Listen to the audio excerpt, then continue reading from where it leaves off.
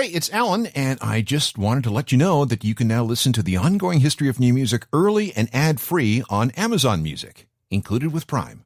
For centuries, the dominant form of high-speed transportation was the horse. You could either ride the horse or hitch him to a buggy and have him tow it. And to make the horse and buggy go as fast as possible, the driver might employ a whip.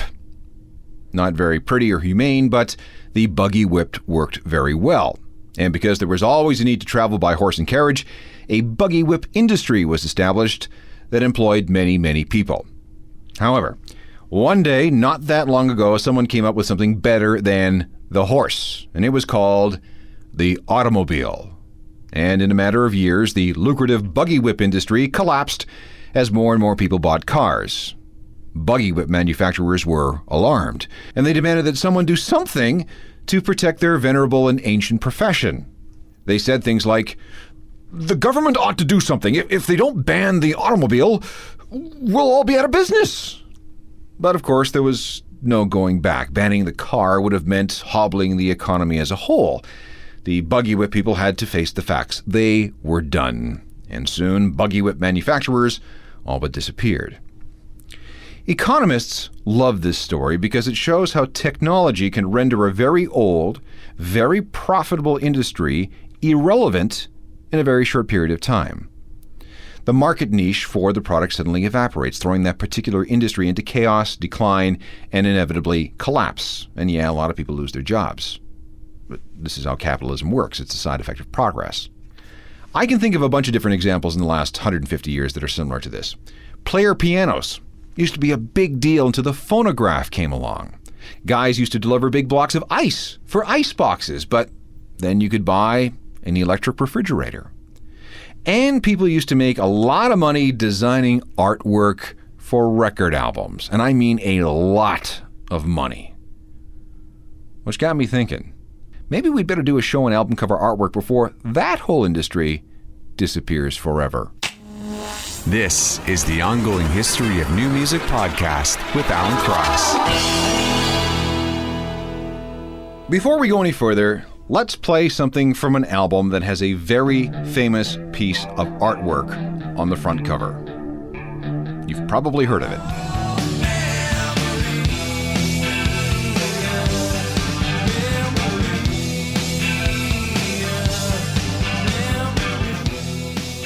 Nirvana from Nevermind. You know, the album with the naked baby swimming in the pool, reaching for the hook that's baited with a dollar bill? That one. As you might guess, there is a story here. Kurt Cobain fancied himself something of a graphic design artist, and when it came time to come up with some artwork for Nevermind, he had an idea. One of Kurt's pre-music jobs was working as a lifeguard at the YMCA in his hometown of Aberdeen, Washington, and one of the things he had to do was supervise preschooler swims. And for whatever reason, that experience stayed with him. When it came to design something for the Nevermind album, he had two ideas. First of all, he thought he might do something with a monkey. He had this picture of a monkey that he had created himself. He was kind of proud of it, thought it would make a good front cover. But then after some discussion, it was agreed that the monkey could stay, but he was best on the back cover. The other idea involved a baby being born underwater. Because, see, during the recording sessions, Kurt and Dave Grohl saw this documentary on birthing babies underwater. So Kurt had a word with the art director at the label, and they started discussing how to incorporate some underwater birth shots into the album cover. But, as you might guess, things got a little complicated. An underwater birth thing would be, probably a little too graphic. And that's when the designer assigned to the project, a guy named Robert Fisher, suggested a compromise. A swimming baby. Kurt liked the idea, also brought back memories of the YMCA in Aberdeen. After some searching, they found a stock photo that they could license, but the photographer who took that photo demanded to be paid $7,500 a year for every year the album was in print. So, screw that. For that price, they could find their own swimming baby. A photographer named Kirk Weddle was hired. He was an ex-Navy dude whose previous underwater experience involved, blowing things up with dynamite. Weddle was put in charge of wrangling up some babies, and one of the families he called was Rick and Renata Spencer of Eagle Rock, California. They had a brand new baby boy, 4-month-old Spencer. Weddle was also a minister. having been ordained through a mail order offer in the back of a magazine, and he was actually the guy who married Rick and Renata. So Rick and Renata and Spencer and a bunch of other babies were rounded up, and everybody headed to the pool at the Pasadena Aquatic Center, and one after another, all these parents threw their babies into the pool where Weddell snapped their pictures. Out of all the babies that got wet that day, Spencer, the youngest of the group at 4 months, was selected. The fishhook with the dollar bill was Kurt's idea. That was added later. That's a Photoshop thing. A couple of things about this final picture. If you look at the right side of Spencer's rib cage, you can see Dad's handprint where he was being held before he was tossed into the pool. And of course, Spencer's naughty bits are in full view, although the record company wanted to really airbrush them out. So what does all this mean? Well, got this baby swimming for a dollar bill and a fishhook. Well, it's the innocent, naked baby lost in an alien environment chasing the almighty dollar. Some people think it symbolized Kurt's state of mind now that Nirvana was on a major record label. Oh, by the way, Spencer, he was paid $150 for all his troubles. And where's Spencer now? Well, at last word, he's still living with his folks in the LA area. He has a platinum award for Nevermind hanging over his bed. And here's the weird thing. He's never been much of a Nirvana fan. The White Stripes are his thing. For now, anyway. Welcome again. I'm Alan Cross. And if you haven't guessed by now, this show is all about album cover artwork. And the thing that got me thinking about doing this program was the sales figures for compact discs. Down double digits again. Does no one buy CDs anymore? No, forget that. Does anybody buy albums anymore? We're going more and more digital every day. Why go through the hassle of going to a record store when you can just download whatever you want in a matter of seconds, 24 hours a day? And you don't even need a computer. You can do it on a cell phone. And by going digital, we're really moving into an a la carte world when it comes to music. Forget buying an entire album to get that one or two songs we want. We'll get that song or songs some other way, but not by buying an album. The album is dying. But it wasn't all that long ago that you had this 12 by 12 inch canvas to work with, front and back. And maybe if you had something called a gatefold sleeve, another couple of square feet to work with. Then there were the inside sleeves. You could have 4, 6, or even 8 square feet of canvas to play with. That's a lot of real estate that could be covered with art. And a lot of people made a lot of money designing this artwork. It got a little tougher when the palette was reduced from the 12 by 12 space of the album to the 5 by 5 cover of the CD. But then again, CDs could come with multi-page booklets that also needed to be decorated. So before the CD and the album disappears completely, let's pay homage to the work that's gone into making them look pretty. Okay, let's talk about another iconic album cover. It's the Joshua Tree from U2. So go grab your copy. You do have one, right?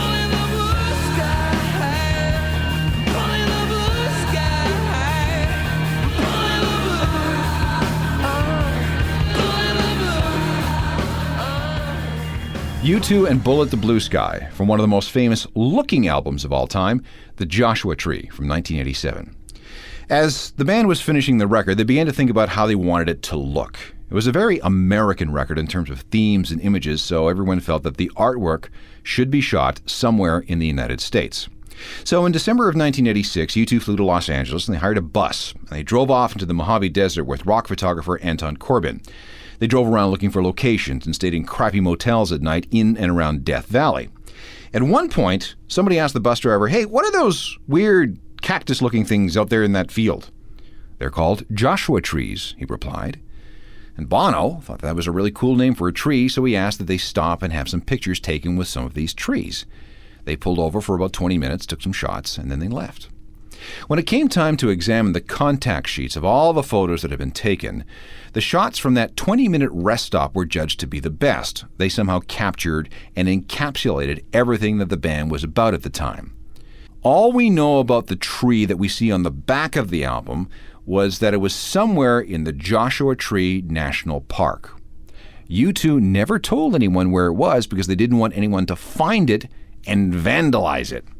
However, it literally was in the middle of nowhere. Sadly, despite U2's precautions, the tree is gone. It died and fell over unseen and unheard sometime in the fall of 2000. It was about 200 years old, and its time had simply come. Since then, several intrepid fans have found its remains. but its actual location remains secret lest anyone spirit it away. But if you're ever in the area and you find a pile of dead wood and there's a series of stones laid out in the shape of a heart nearby, you'll know you're in the right place. Listen, since we're out in the desert, do you have a copy of The Killer's Sam's Town CD?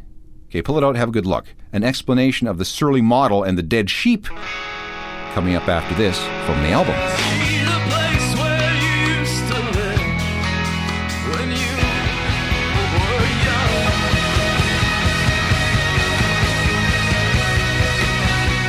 The Killers, and When You Were Young, the first single from the Sam's Town CD.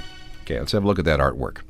The photographer was, once again, Anton Corbijn, who is one of the most famous, if not the most famous, rock photographers of all time. Did the Joshua Tree thing for U2.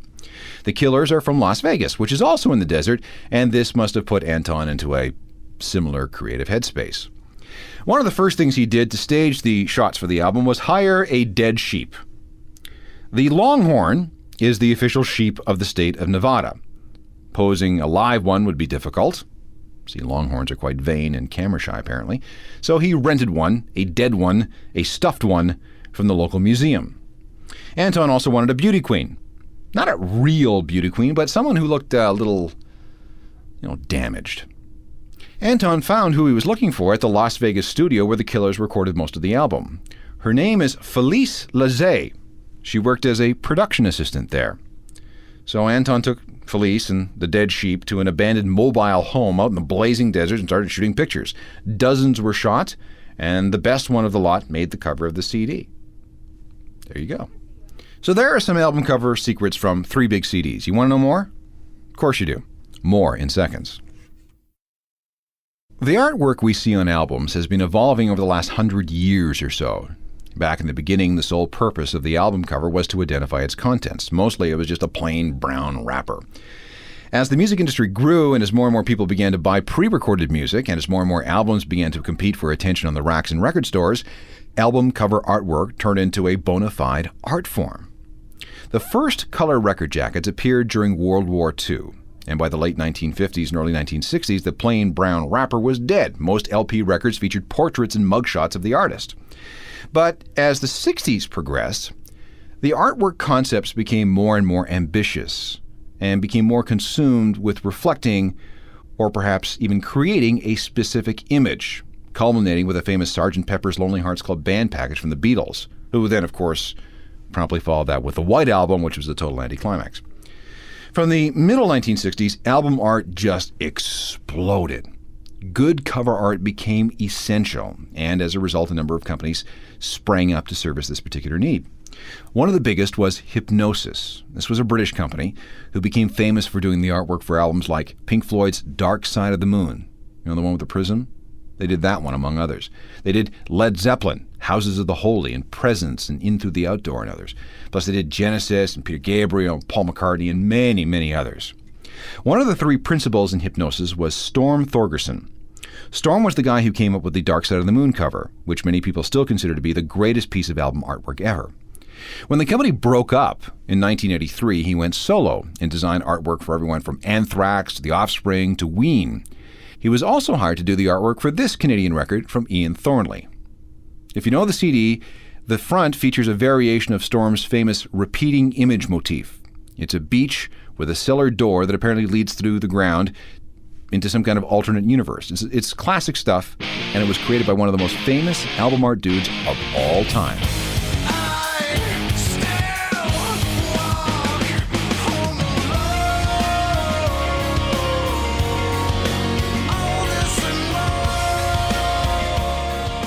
Ian Thornley with Come Again, the title track of his 2004 album. Artwork by Storm Thorgerson. Another famous album cover artist from back in the day is Peter Saville. He's from Manchester, and through a series of circumstances ended up being the official go-to guy for the most famous records released on the Factory label. His inspirations were classical art, religious imagery, and the industrial world. His 2 most famous works are probably Joy Division's Unknown Pleasures album and the sleeve for New Order's 12-inch single Blue Monday. If you have the Joy Division album, it's got all those squiggles in the front. That image is taken from an astronomy book. It's a graphical representation of 100 consecutive pulses from something known as a pulsar. A pulsar is a dying star that's essentially screaming radio waves. Specifically, this is pulsar CP1919. It's the stellar object found in the center of the Dumbbell Nebula in the constellation of Vulpecula. The Blue Monday sleeve is even more famous. When the record was released back in 1983, computers were still pretty mysterious things. Seville designed the cover to look like an old-school floppy disk, and I really mean old school. We're talking the old 5 1/4-inch disks that were actually very flexible and floppy.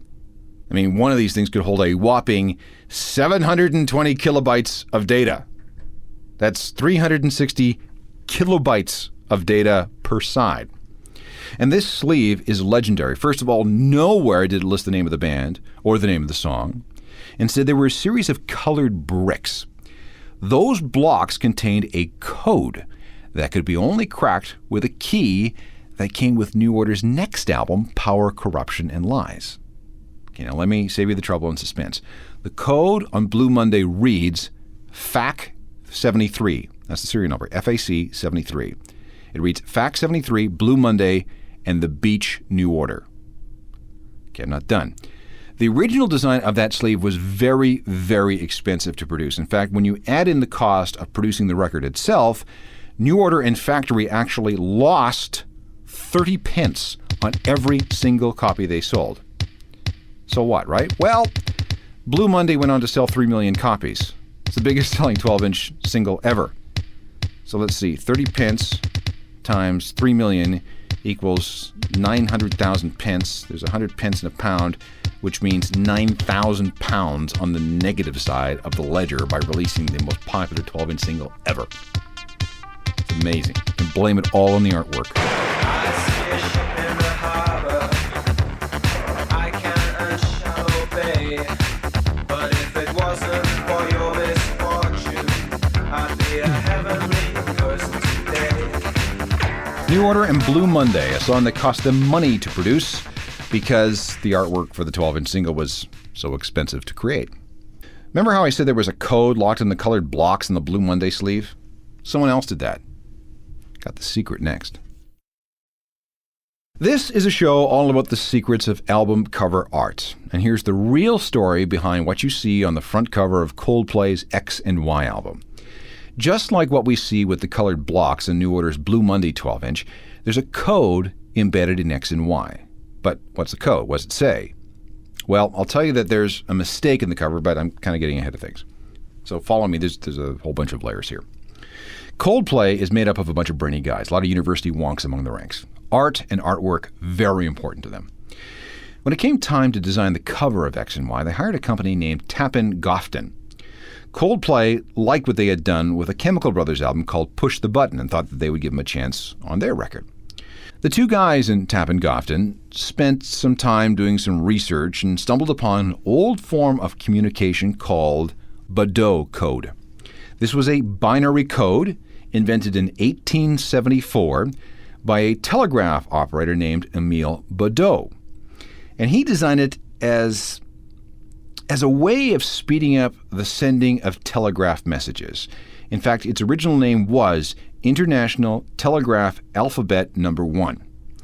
The code was generated using a special 5-button mechanical keyboard. It worked quite well, and over the next quarter century, it went through a series of improvements and modifications until they came up with International Telegraph Alphabet No. 2. When received, any message was represented on paper by a collection of blocks. And if you knew how Baudot code arranged letters into blocks, you could translate the message. Tappan Gofton spent a good deal of time studying Baudot code. And to add something a little extra, they introduced some color. Because back in the day, original Baudot code was all in black and white. In the end, they came up with a design that we see on the cover of the X and Y album. There is something embedded in that image. Again, don't be fooled by the colors. They mean absolutely nothing. The important thing is the arrangement of those blocks. It's supposed to say X and Y. But despite all the research, somebody got it wrong in the encoding process. To a Baudot Code Pro, the album is actually apparently called X96.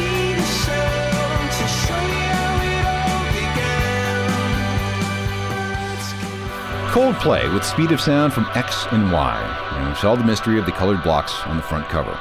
By the way, I've since seen some websites that translate text into Baudot code. It's not very practical, but it can be very pretty. There's one more story. It has to do with the Beastie Boys, and specifically their second album. It was called Paul's Boutique. The cover shows a picture taken by Nathaniel Hornblower. If you're a fan, you know that's the alter ego of Adam Yauch. Anyway, according to the album, Paul's Boutique is in Brooklyn. However, the photo actually shows a shop on the Lower East Side of Manhattan. The address is 99 Rivington Street, right there in the corner of Ludlow. You can make out an Al Green record, another record by the Modern Lovers, and that's Dwight Gooden's New York Mets jersey hanging there. The spot is close to where the Beasties first started rehearsing in the early 1980s. They used to get together about 9 blocks away at 59 Christie Street near Hester and Canal. But before you go looking for this store, this Paul's Boutique, it's not there. It's actually a store called Lee's Sportswear. There is, however, a coffee shop a few feet away that some enterprising dude has set up, and he calls it Paul's Boutique. He named it in honor of the album, not the other way around.